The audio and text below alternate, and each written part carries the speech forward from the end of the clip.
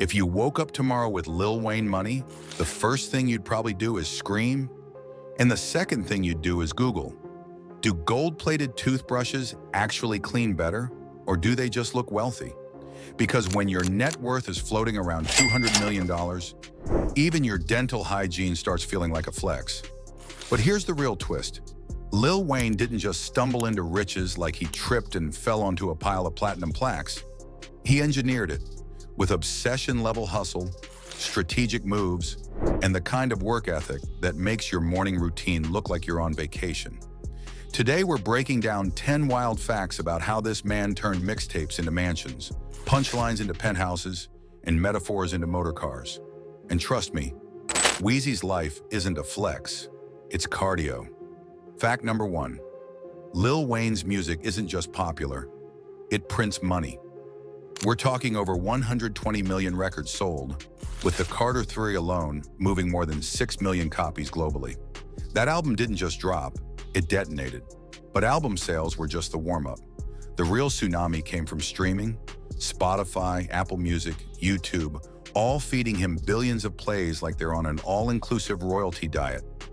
Tens of millions rolling in every year, just from people replaying songs he made a decade ago.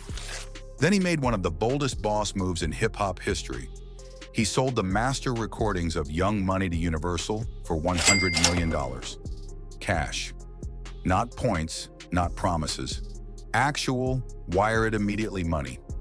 And that's before we talk about the $600,000 he pulls in per show.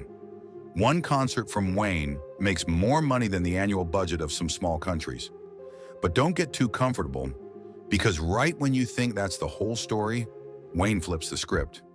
If his music was the cash cow, Young Money was the whole farm. When he created the label back in 2005, he didn't just launch a company, he accidentally jump-started a cultural revolution. Drake, Nicki Minaj, Tyga. These aren't artists. They're walking ATM machines with incredible stage presence. Every single they drop, every album they release, every tour they touch, Wayne gets a slice. Not because he demanded it, because he built it. And while the royalties are humming in the background, Wayne stacks brand deals like side quests. Mountain Dew, Beats by Dre, Pepsi, Samsung. If you've ever wondered what it looks like when corporations fall in love with an artist, look no further. Then you add his luxury cannabis line, GKUA Ultra Premium, because of course, Lil Wayne sells designer-level weed. Why wouldn't he? It's the most on-brand thing a human could possibly do. But here's where the fun begins. Because when Wayne's businesses are making millions before breakfast, you start asking dangerous questions like, how many mansions does one person really need? And Wayne's response is basically, yes. Let's talk about his $15.4 million Hidden Hills estate. 3 acres of modern California luxury, so beautiful, it could make a billionaire blush. A dramatic 2-story entrance. Chef's kitchen big enough to host a cooking competition. A piano lounge. A home theater with a ceiling that looks like outer space. And windows with canyon views that whisper, "You did good, kid." And just when you think the California house is the crown jewel, we haven't even touched Miami yet. Before California crowned him king, Miami was Wayne's tropical playground, and he treated it the way millionaires treat Amazon Prime. Add to cart, don't check the price. In 2018, he bought a modern waterfront mansion on a private island for $16.75 million. And this wasn't just a house, it was a flex with a front door. Picture this: soaring ceilings, walls made entirely of glass, a layout so open you could bowl from the living room into the kitchen. Every bedroom came with its own terrace, because privacy is cute, but waking up to your own ocean view is a different level of, I made it. The primary suite, dual bathrooms, custom closets, and a sitting area big enough to start a podcast in. The backyard, resort level, a pool, cabana, outdoor kitchen, and enough space to host a Grammy-winning barbecue. But Wayne doesn't just buy homes, he sells them like a stockbroker with swagger. He listed the place for $29.5 million and ended up selling it for $22.6 million. That's still a multi-million-dollar profit for simply living in luxury. Imagine making 8 figures just by deciding you'd prefer a different coastline. And if you think the mansions are wild, wait until you peek inside his garage.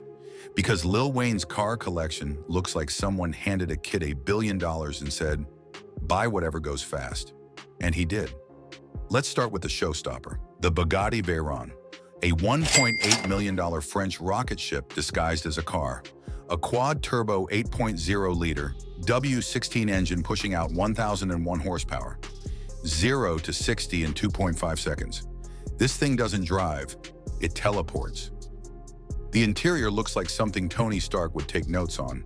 Handcrafted leather, polished metal, and a minimalist console that whispers, please don't touch anything. But the Bugatti isn't lonely. It's parked next to a Lamborghini Huracan, a 610 horsepower Italian masterpiece that looks like a spaceship and sounds like a thunderstorm. Wayne's version has the custom rims, matte finishes, and the type of presence that makes everyone else on the road reconsider their life choices. Then there's the Mercedes-AMG G63, affectionately known as the G-Wagon, the unofficial SUV of rappers, royalty, and people who refuse to blend in. It's got a twin-turbo V8 with 507 horsepower, a body that looks like a luxury tank, and an interior so comfortable it feels illegal. Wayne customizes it the same way he customizes his verses. Loud, bold, and unforgettable. But the real gem of his collection might be the Maybach 62 Landaulet, a $1.5 million limousine built for people who prefer to be chauffeured in God-tier comfort. The back seats literally transform into an open-air convertible lounge. Leather, built-in champagne coolers, privacy partitions. This isn't a vehicle, it's a 5-star hotel on wheels. And just when you think he ran out of ways to flex, he throws in a McLaren 720S Spider. Because why have one hypercar when you can have two? This one starts around $315,000 and hits 60 miles per hour in 2.8 seconds. Carbon fiber everywhere. Retractable hardtop, leather and Alcantara interior. It's basically a street-legal jet. Of course, not every car in Wayne's garage screams millionaire mayhem. He has a Cadillac CTS too, a classy, understated daily driver for the days he wants to look normal, which lasts about 5 minutes. But cars are only half the story, because Lil Wayne doesn't just live luxury, he wears it loudly. Lil Wayne's lifestyle isn't complete without the shine. And trust me, his jewelry collection could blind someone through Wi-Fi. Wayne doesn't just buy chains, he buys architectural structures made of diamonds. This man treats jewelry the way gamers treat upgrades, essential. One of his most outrageous pieces came from celebrity jeweler Eliante, a double-sided 3-finger ring that looks like something forged in a rap god volcano. Custom-cut diamonds, personal symbolism, and enough sparkle to power a small city. And that's before we even get into the grills. Wayne's grills aren't accessories, they're investments. Some rappers smile. Lil Wayne flashes a down payment on a penthouse. But here's what makes his flex even more legendary. He doesn't just shine for himself, he shines for everybody around him. Wayne is generous in a way that bends reality. When Nicki Minaj's daughter turned 1, he gifted her designer bags from Balenciaga. Yes, a toddler with luxury drip. Meanwhile, most of us grew up with birthday gifts from Walmart. His own daughter, Reginae, might be the most spoiled teenager in America in the best way possible. On her 16th birthday, Wayne bought her not one, but 2 luxury cars, a BMW X4 and a Ferrari 599 GTO, the latter worth up to $400,000. And the next year, she gets a Range Rover. At this point, her driveway looks like a dealership with stricter standards. But Wayne's extravagance doesn't stop at cars and diamonds. Fashion has always been part of his DNA. From red carpets to backstage fits, he's consistently dripping in designer from head to toe.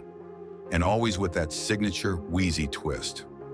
If there's a category called high fashion chaos, Lil Wayne is the founder, CEO, and brand ambassador. And while we're talking about style, let's talk about the lifestyle ventures. His sneaker collaboration with Supra brought his rebellious, skate-inspired aesthetic straight into mainstream culture.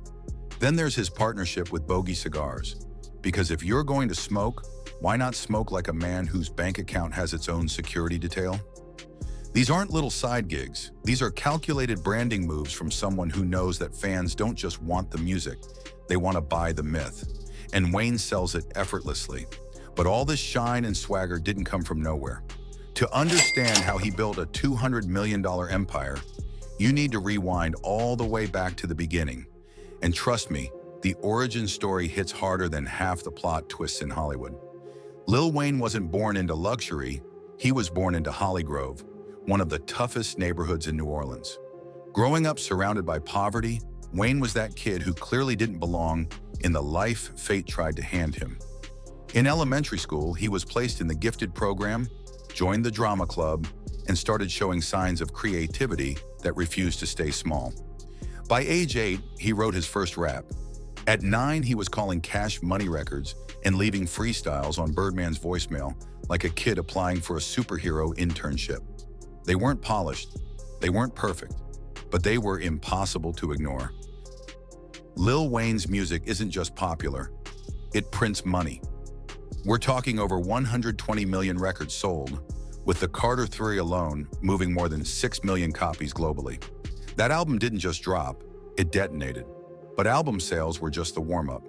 The real tsunami came from streaming, Spotify, Apple Music, YouTube, all feeding him billions of plays like they're on an all-inclusive royalty diet. Tens of millions rolling in every year, just from people replaying songs he made a decade ago. Then he made one of the boldest boss moves in hip-hop history. One concert from Wayne makes more money than the annual budget of some small countries. But don't get too comfortable, because right when you think that's the whole story, Wayne flips the script. If his music was the cash cow, Young Money was the whole farm. When he created the label back in 2005, he didn't just launch a company, he accidentally jump-started a cultural revolution. Drake, Nicki Minaj, Tyga. These aren't artists. They're walking ATM machines with incredible stage presence. Every single they drop, every album they release, Birdman heard the hunger and decided to take a chance on him. By the time other kids were doing multiplication tables, Lil Wayne was already stepping into studio sessions.